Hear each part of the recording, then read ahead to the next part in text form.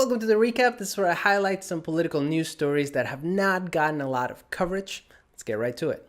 First up, you might have missed this report showing that the United States is losing global trust. A survey by the US News and World Report asked 20,000 citizens from around the world to rank countries based on trustworthiness. Guess where the United States came in? Lucky number 27. But that's not the bad part. The bad part is that ranking has been steadily dropping since 2016 when Donald Trump became president. The fact that we're losing global trust creates a couple of problems. First, it makes it hard to form and keep alliances. And because we live in a global economy, less trust makes us more economically unsafe and vulnerable. If our neighbors and allies cannot trust us, the United States will become more and more isolated in the global stage, and the rest of the world will just leave us behind. We're already seeing the world kind of retreat from the United States in terms of the number of tourists that come every year. According to the US Travel Association, the decline in tourism since Trump became president has already cost the United States about $32 billion. The only other major country in the world to see a decline in tourism is Turkey. The second problem with losing trust is that trust takes time to build. The fact that we've lost trust means that the damage that has been done so far is going to take us decades to rebuild. The good news is that most people still hold a favorable view of the United States as a whole, just barely over 50%, and they mostly limit their negative views towards Trump himself or the US government in general. Fun fact, the #1 country in the world for trustworthiness? Canada. They're not sorry about it. The second story you might have missed has to do with drone strikes and how the Trump administration will stop reporting official numbers related to civilian deaths. So this requires a little bit of a backstory.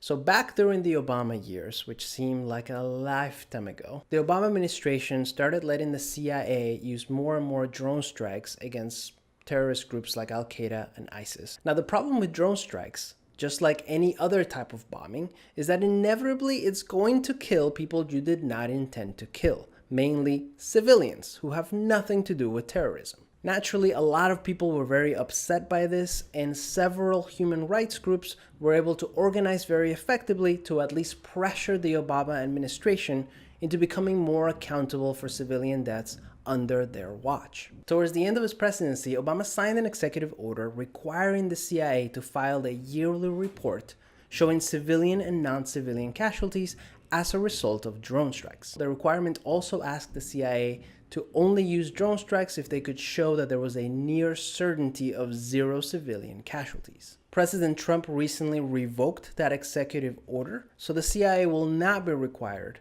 to report civilian deaths from drone strikes anymore. Now, for comparison, during the entire 8 years of the Obama administration, the United States carried out 1,800 drone strikes. Just in the first 2 years of the Trump administration, the United States has already carried out over 2,200 strikes.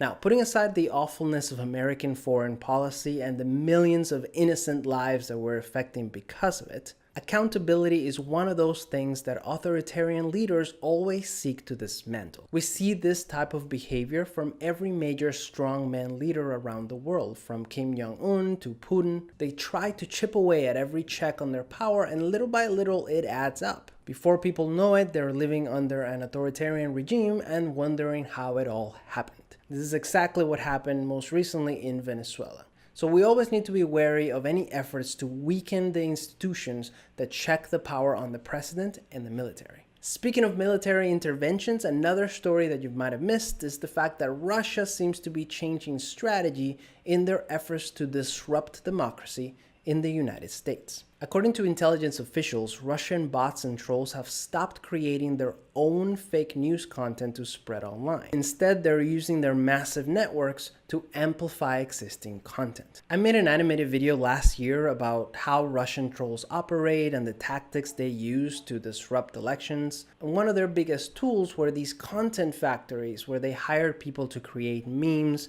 articles, videos that they could then spread through their own massive network of fake and real people. The fact that they're changing strategies is actually good news because it means that all the work that Facebook and Twitter is doing, trying to purge these accounts from their system, is working. The downside is that this change in strategy is going to make it even harder for us to figure out which accounts are real Russian trolls and which are just real American white supremacists. If they're not creating their own content, then it'll be almost impossible to tell them apart. Case in point, Facebook recently got in trouble for thinking that Donald Trump's real social media director was a bot. The scary thing about this entire situation is that the United States is getting completely destroyed when it comes to informational warfare. The Russians have been perfecting these kinds of disinformation tactics for decades, and by the time the 2020 election rolls around, they're going to be even better at it. The problem is that because it worked so well for them in 2016,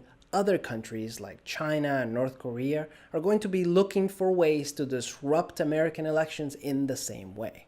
In a nutshell, it's only going to get harder to tell apart truth from fiction online. And honestly, I don't think the American public is ready or equipped to handle these types of attacks. The best thing that you can do right now is please double and quadruple check everything that you share online.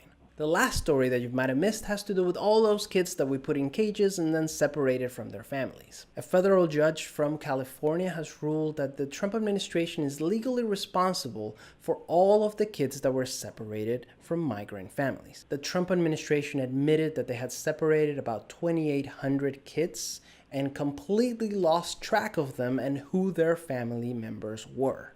The Trump administration was trying to argue in court that it would be too hard for them to track all the separated kids so that they could be reunited with their families. Some of those kids have been funneled into the American foster care system and been given to American families. The whole thing is insane. We basically created thousands of orphans completely unnecessarily. The ruling from the federal judge does not require the administration to reunite the kids, but because it makes them legally responsible, it opens them up to all sorts of legal consequences, which makes it more likely that they will try to do the right thing. When this entire fiasco came to light last summer, the American people were rightly outraged. And as a result, Trump signed an executive order putting a stop to family separations at the border. The problem is that at that time, nobody really knew how many kids had been separated. The administration at the time told the New York Times that only about 700 kids had been separated from their families. More recently, they admitted that it was actually around 2,800.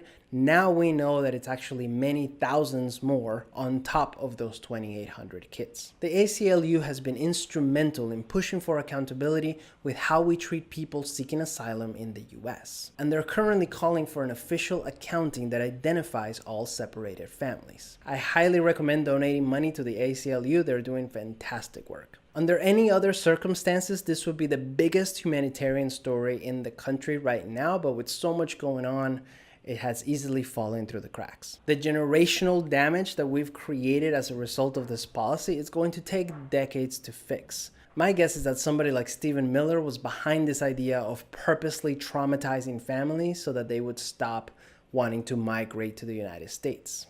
The whole thing is shameful, and we should feel shame that this has been done in our name. I guess just add it to the list of things to heal once Trump is out of office. Thanks for watching the recap on act.tv. This is a brand new series where we're hoping to highlight political stories that have not gotten a lot of coverage. Please subscribe to our channel for more. My name is Alex Sakea, and I hope you do more than watch. Peace.